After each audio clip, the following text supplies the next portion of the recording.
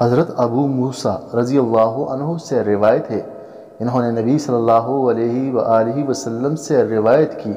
کہ آپ نے فرمایا، جب اللہ تعالیٰ اپنے بندوں میں سے ایک امت پر رحمت کرنا چاہتا ہے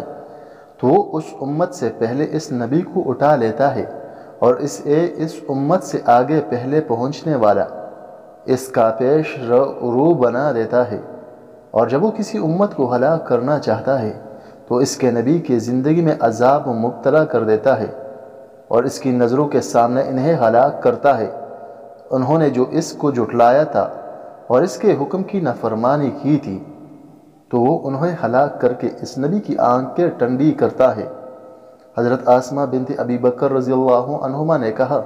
کہ رسول اللہ صلی اللہ علیہ وآلہ وسلم نے فرمایا،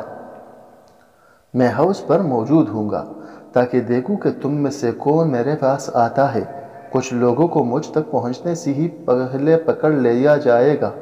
میں کہوں گا، اے میرے رب، یہ میرے ہیں، میری امت میں سے ہیں، تو کہا جائے گا، آپ کو معلوم نہیں کہ آپ کے بعد انہوں نے کیا کچھ کیا۔ آپ کے بعد انہوں نے اپنی ایڑیوں پر واپس گھومنے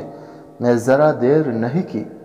نافع نے کہا، ابن ابی ملیکہ یہ دعا کرتے تھے، اے اللہ، ہم اس بات سے تیری پناہ میں آتے ہیں کہ ہم اپنی ایڑیوں پر پلٹ جائیں یا ہمیں کسی آزمائش میں ڈال کر اپنے دین سے ہٹایا جائے۔